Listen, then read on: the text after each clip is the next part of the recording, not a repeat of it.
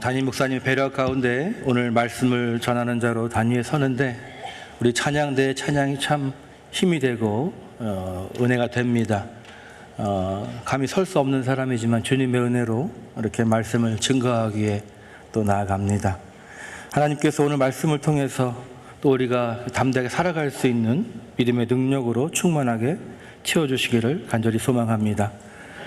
오늘 말씀의 제목은 듣는 마음을 구하는 믿음이라는 제목으로 말씀을 나누려고 합니다. 성경에 나오는 믿음의 위인들은 각각의 특별한 키워드를 가지고 있어요. 아브라함은 믿음의 조상이라는 별명처럼 믿음이 그를 대표하는 키워드였습니다. 애굽의 총리가 되었던 요셉의 키워드는 꿈이었죠. 꿈. 근데 성경을 모르고 교회에 다니지 않는 불신자들도 다 아는 유명한 키워드를 가진 성경 속 인물이 있습니다. 힌트는 오늘 함께 읽은 성경 본문에 등장한 사람입니다. 누굴까요? 네, 솔로몬이죠.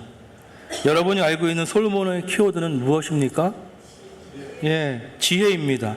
솔로몬은 지혜의 왕이며 역사를 통해서 지금까지 그 전에도 그 후에도 솔로몬과 같은 지혜로운 사람은 없었어요. 지혜로운 사람의 대명사로 사용되는 그 이름이 바로 솔로몬입니다. 솔로몬의 이름이 역사상 가장 지혜로운 사람으로 유명한 것처럼 솔로몬의 지혜를 증명하는 그 이야기로 함께 유명한 이야기가 오늘 우리가 읽은 본문의 이야기입니다. 그 내용은 바로 두 여인, 신분이 창기인 두 여인이 한 아기를 두고 서로 자기 아들이라고 다투는 가운데 솔로몬이 비범한 지혜로 그 일을 정의롭고 올바르게 판결을 했다는 그런 내용입니다. 열왕기상 3장 전반부와 또 역대하 1장에서는 솔로몬에게 드러나는 그 지혜의 원천을 하나님께 두고 있습니다. 솔로몬이 지혜로운 사람의 대명사가 된 것은 하나님께서 그의 간구에 응답해 주셨기 때문입니다. 기브온에서 솔로몬 왕이 1,000번째의 그 큰 희생 제물을 드리며 하나님께 제사했을 때, 하나님께 예배했을 때 그날 밤 꿈에 하나님께서 나타나셨습니다. 그리고 물어보시죠. 내가 네게 무엇을 줄지 너는 구하라. 네. 만일 여러분에게 하나님께서 꿈에 나타나셔서 너는 내가 너에게 무엇을 줄지 구하라. 뭐든지 구하는 대로 내가 행할 것이다. 말씀하시면 여러분은 무엇을 구하시겠습니까? 하나님이 들어주신다면 정말 들어주시죠? 기대도 안 해보셨어요? 꿈에 나타나셔서 나한테 소원이 뭐냐? 이 엄청난 기회에 솔로몬처럼 듣는 마음을 주십시오. 에? 이런 걸 구할 사람이 얼마나 되겠습니까? 누구나 자신이 평소에 간절히 해결하기를 원했던 것을 하나님께 구하지 않겠습니까? 건강의 문제이든지 아니면 우리 생활의 물질적 문제이든지 관계의 문제이든지 만약 오늘 밤에 하나님께서 제 꿈에 나타나셔서 너에게 무엇을 줄까 이렇게 물어보시면 제가 무엇을 구하겠습니까? 저는 좀 설교 좀 잘하게 해달라고 성도님들 마음을 좀 잘 헤아려서 복음의 진리로 깨닫게 하고 그들이 도전받아서 정말 돌이켜 말씀 안에 행할 수 있도록 그런 진리의 말씀을 선포하는 자가 되게 하시고 또 그 선포된 말씀대로 살아갈 수 있는 믿음의 능력을 구할 것입니다. 그게 제게는 목사로서 가장 중요한 소원이죠. 또 제가 얼마나 부족한지 알기 때문에 그렇게 구할 것 같습니다. 근데 밤에 나타나지 않으셔도 매일 기도하면 하나님께서 이루실 줄 믿습니다. 하나님께서 솔로몬에게 소원을 물으신 것은 그가 1,000번제를 드렸기 때문은 아니에요. 그러니까 많은 제물을 드렸기 때문은 아닙니다. 이 1,000번제는 하나님을 향한 솔로몬의 사랑과 그 경외함이 겉으로 드러난 것뿐이고 하나님께서 정말 솔로몬의 꿈에 나타나셔서 소원을 물으신 이유는 성경에 나와 있는데요. 솔로몬이 하나님을 전심으로 사랑하는 왕이었기 때문에 그렇습니다. 그리고 그 하나님을 사랑하는 솔로몬이 하나님 보시기에도 너무나 사랑스러운 왕이었어요. 그래서 내가 세운 이 솔로몬에게 그가 필요한 것을 주고 싶은 마음, 하나님의 마음에 감동이 되었기 때문에 물어보신 것이죠. 3장 오늘 읽은 말씀 앞에 있는 3절에 보니까 솔로몬이 여호와를 사랑하고 그의 아버지 다윗의 법도를 행하였다, 이렇게 기록하고 있잖아요. 솔로몬은 하나님을 사랑하는 왕이었습니다. 아버지 다윗 왕의 법도를 따라서 행했고 아버지에 이어 자신을 왕으로 만드신 이 하나님의 은혜에 감사하면서 그렇게 감사하는 마음 가운데 하나님을 사랑하는 자로 살아갔기 때문에 하나님께서 꿈에 나타나셔서 물어보신 거예요. 무엇을 주랴? 물어볼 때 솔로몬은 어떻게 대답하죠? 먼저 아버지 다윗 왕에게 베푸신 은혜를 감사합니다. 그리고 그의 아들이 왕자에 앉게 하신 하나님의 은혜를 감사해요. 무엇을 줄까 물으실 때 무엇을 주십시오가 아니라 오늘 내가 누리고 있는 이 당연한 것 같은 일상이 당연한 것이 아니라 하나님의 은혜라고 하는 것을 고백하면서 하나님께 감사하고 있습니다. 이 솔로몬의 모습처럼 저와 여러분도 소원보다 감사가 앞서는 믿음의 사람이 되기를 주님의 이름으로 부탁드립니다. 솔로몬이 그렇습니다. 소원을 구하라는 하나님의 갑작스러운 말씀 앞에 내가 뭘 원했더라 이게 아니라 자신이 아직 어리고 일을 처리함에 있어서 미숙하다는 것을 하나님께 고백해요. 아울러 맡겨주신 이 왕으로서 해야 할 재판을 잘 감당할 수 있기를, 다시 말해서 나 자신을 위한 기도가 아니라 하나님과 하나님의 백성을 잘 섬기기 위해서 하나님께 구하기를 이렇게 구합니다. 듣는 마음을 종에게 주사 주의 백성을 재판하여 선악을 분별하게 하옵소서. 할렐루야. 솔로몬의 그 간구가 하나님의 마음에 들었어요. 성경이 그렇게 증명합니다. 그 응답으로 솔로몬이 구한 대로 하나님께서 지혜롭고 총명한 마음을 주셨고, 또한 구하지 아니한, 우리가 먼저 구했을 것 같은, 그러나 솔로몬이 결코 구하지 않았던 부귀와 영화도 주셨고 땅에서 오래 사는 장수의 복도 누리게 하셨습니다. 내 평생에 너와 같은 자가 없을 것이라. 세상의 모든 왕들 중에서 가장 지혜롭고 명철하며 영광스러운 왕이 되게 하신다는 것이죠. 놀랍고 엄청난 복을 하나님께서 이 솔로몬의 간구에 응답해 주셨습니다. 솔로몬은 예루살렘으로 돌아와서 하나님께 감사와 번제를 드리고 모든 신하들을 위해서 잔치를 열었습니다. 하나님이 약속하신 그것이 이루어 주실 줄로 믿었기 때문에 감사했습니다. 그렇게 놀라운 하나님의 약속이 있은 후에 이어지는 말씀이 오늘 이 재판의 이야기예요. 창기 두 여자가 솔로몬 왕 앞에 나와서 판결을 요청하고 있습니다. 그 내용은 한 집에 있는 두 여인이 각각 자신의 아들을 출산했는데 실수로 한 여인이 자신의 아기를 참결에 깔아 뭉개서 죽게 한 거예요.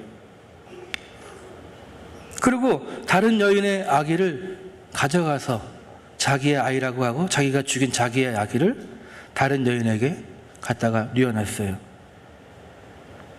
다른 여인이 아닌 밤중에 홍두깨란 말처럼 자다가 새벽에 아이한테 젖을 물리려고 그러는데 애가 젖을 안 물어요.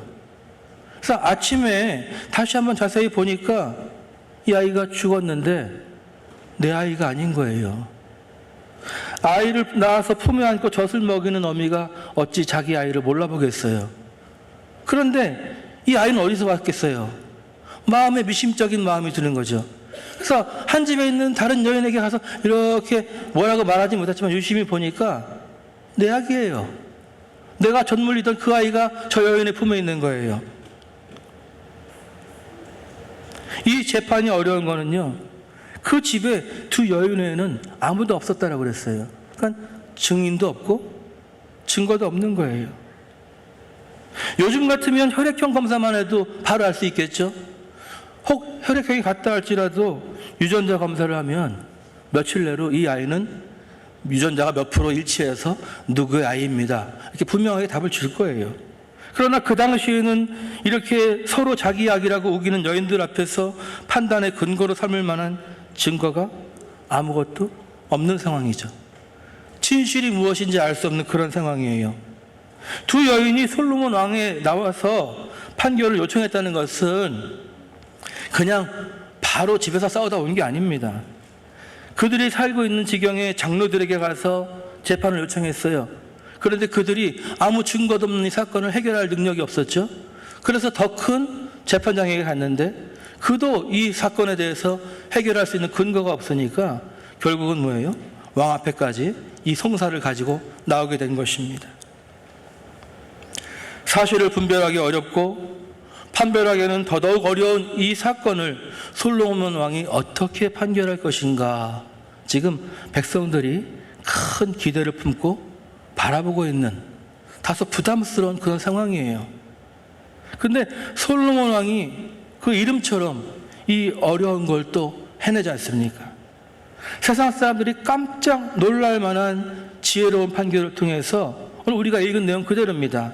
사실을 밝히고 친모의 품에 이 아기를 돌려보내게 됩니다. 그거는 솔로몬이 눈에 보이는 증거를 의존하지 않았고 이 인간 존재의 근원으로 그 문제를 끌어오는 하나님이 주신 지혜가 있었기 때문에 그런 것이죠. 아이를 반을 나눠서 각각에게 주라 이렇게 명령하지 않습니까? 거기에서 이 모성애를 가진 엄마가 내에게 아기를 주지 않아도 좋으니까 살려만 주십시오. 저 여인에게 주십시오. 이게 생명을 대하는 진실한 어머니의 마음이 아니겠습니까? 솔로몬은 그것을 알았던 것이죠. 무슨 말을 하느냐가 아니라 어떤 마음으로 저들이 이 아이를 대하는가. 한 여인은 그랬어요. 네 것도 아니고 내 것도 아닐 테니까 반 나누자. 나눠주십시오. 솔로몬의 판결을 보고 그 자리에 있던 모든 사람들이 솔로몬의 지혜를 알게 되었고, 솔로몬이 구한 것, 정말 이 듣는 마음, 선악을 구별하는 분별력을 하나님께서 주셨다라고 하는 것, 그래서 솔로몬이 온 이스라엘의 지혜의 왕으로 그렇게 소문이 나게 되었습니다. 이 구절에 나오는 솔로몬이 구했던 듣는 마음이라고 하는 것, 이것을 성경의 언어인 히브리어로 보면 레브 쇼메아라고 합니다. 레브 쇼메아. 한번 따라해 보실까요? 레브 쇼메아. 레브는 심장 또는 마음, 이걸 이야기하는 단어예요. 그리고 쇼메아라고 하는 것은 이해하다 또는 분별하다. 그러니까 레브 쇼메아라고 하면 분별하는 마음, 이해하는 마음. 이거 NIV 성경을 보니까 discerning heart라고 분별력이 있는 마음이다, 이렇게 번역하고 있습니다. 좀 더 일상적인 번역인 NLT를 보면은요, understanding mind, 이해하는 마음. 이 마인드라고 하는 건 마음만이 아니라 어떤 마음가짐, 이런 것까지도 이야기하잖아요. 뉴 아메리칸 스탠다드 바이블을 보니까 이 두 개를 섞어놨어요. understanding heart라고 이렇게 해놨습니다. 여러분, 최근에 많이 읽고 있는 유진 피터슨 목사님의 메시지 성경을 보면요, 이 듣는 마음으로 번역된 레브 쇼메아를 이렇게 번역하고 있습니다. God listening heart. 네, 하나님의 음성을 듣는 마음. 네, 듣는 마음을 하나님의 음성을 듣는 마음이라고 번역했어요. 그래서 Give me a God listening heart. 하나님의 음성을 듣는 마음을 주십시오. 이것이 솔로몬이 하나님께 구했던 것입니다. 솔로몬이 그 듣는 마음을 구한 이유는 첫째로 하나님의 음성을 분별해서 따르길 원했기 때문에 그렇죠. 하나님의 음성을 잘 듣는 사람이 좋은 믿음의 사람인 줄 믿습니다. 어떤 급한 상황에서도, 위기의 상황에서도 믿음의 사람이 들어야 될 것이 무엇입니까? 먼저 들어야 될 게 무엇입니까? 하나님의 음성을 듣기자 원하는 자가 되실 줄 믿습니다. 우리는 우리를 도와줄 수 있는 능력 있는 사람들을 찾고자 하지만 먼저 우리가 들어야 될 것은 하나님의 음성이에요. 그리고 솔로몬이 또 듣는 마음을 구한 두 번째 이유도 중요한데, 그것은 자신이 주어주신 이 왕의 역할을 하려면 백성들의 송사를 해결해야 되는데, 오늘처럼 증거도 없고 증인도 없고 누군가 작심하고 거짓으로 우기고 있을 때 왕으로서 진리를 분별해야 될 왕으로서 실수하지 않고 올바른 판결을 내리기 위해서는 듣는 마음이 필요했어요. 여기서 듣는 마음이란 것은 분별력을 이야기하기도 하고 또 한편으로는 긍휼의 마음을 이야기하는 것이죠. 긍휼의 마음이 있을 때 우리가 사람의 이야기를 잘 들을 수 있잖아요. 잘 들으려면 어떻게 하죠? 눈높이를 맞출 수 있는 그 노력이 필요해요. 공감할 수 있는 마음이 있어야 됩니다. 내 수준에서 얘기할 게 아니라 우리가 어저께 북한 뉴스를 하나 봤는데요. 김정은의 딸하고 같이 나왔는데 그 옆에 있는 장군이 별 5개짜리 장군이 무릎을 꿇고 그 딸에게 이야기를 듣고 있더라고요. 그게 뭐예요? 내가 이 사람의 이야기를 정말 경청해서 잘 듣겠다는 것을 보여주는 거잖아요. 예? 들으려면 눈높이를 맞춰야 돼요.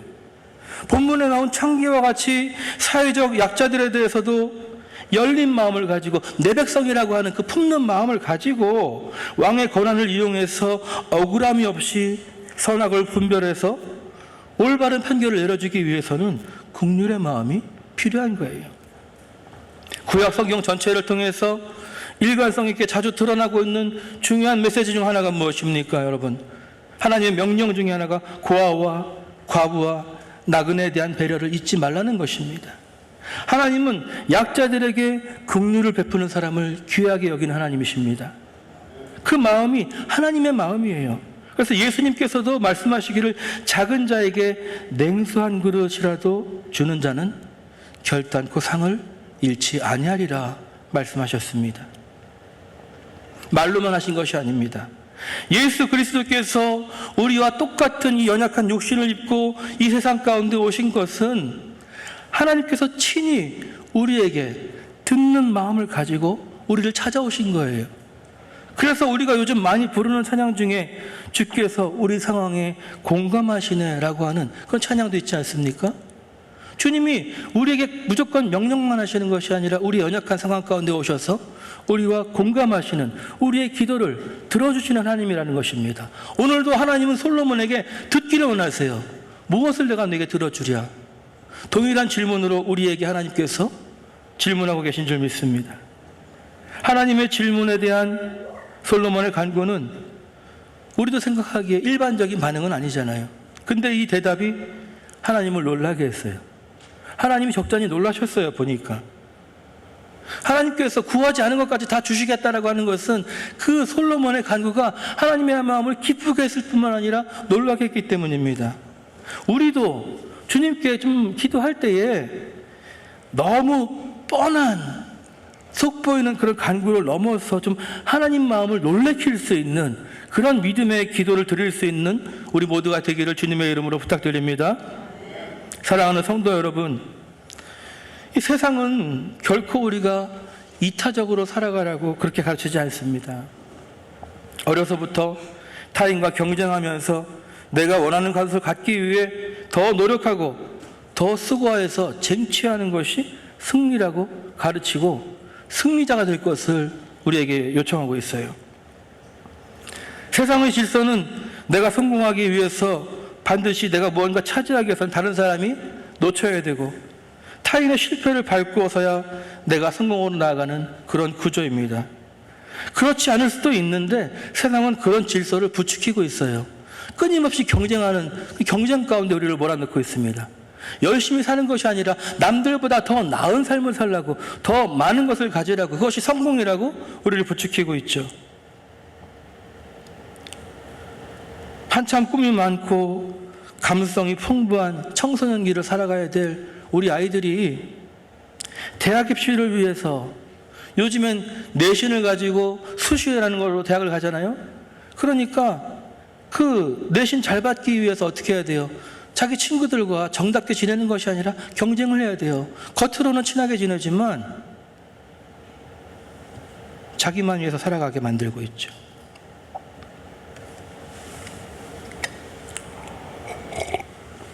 내가 원하는 것을 갖기 위해서 결코 양보할 수 없는 전쟁을 치르며 살아가게 합니다. 대학 입시의 문을 넘어섰더라도 취업이라고 하는 또 다른 경쟁에 내몰려서 정말 대학이라고 하는 학문을 깊고 넓게 공부해야 되는 그곳에서 하는 것이 취업훈련이잖아요.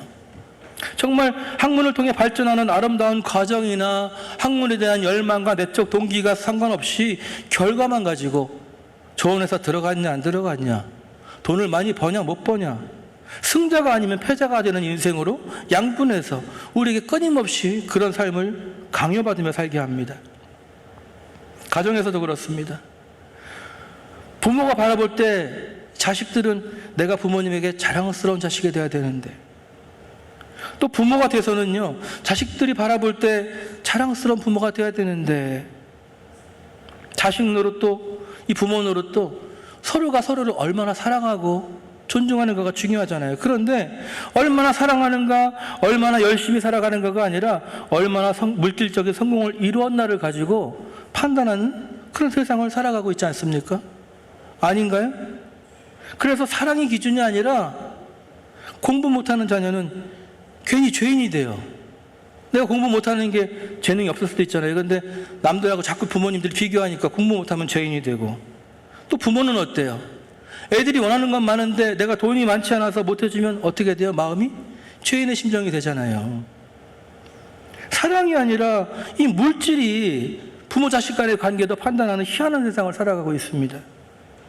물질 만능 사고로 우리를 몰아가고 있고, 그렇게 함께 망하는 사망의 길을 제쳐가는 세상살이에서 하나님은 예수 그리스도를 통해서 하나님의 음성을 듣는 마음을 우리에게 주시기를 원하십니다.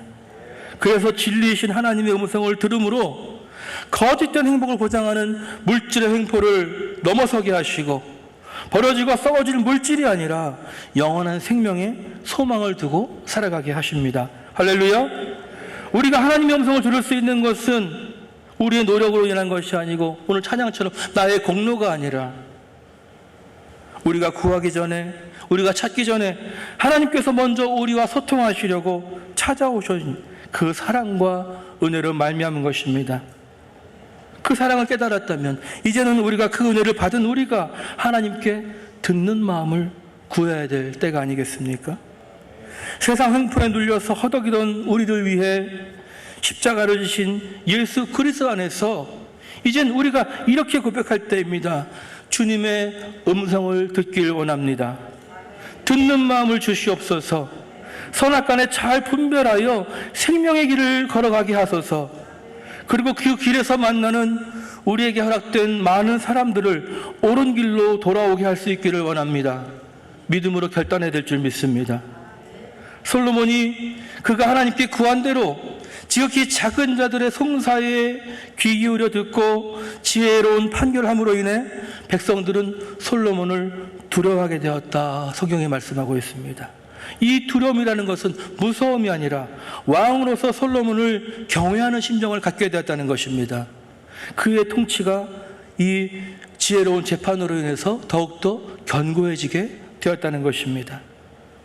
지극히 작은 자에게 베푼 공의로운 재판으로 인해 솔로몬은 그 이야기와 함께 역사 속에 가장 지혜로운 사람으로 그렇게 우리에게도 기억되고 있습니다.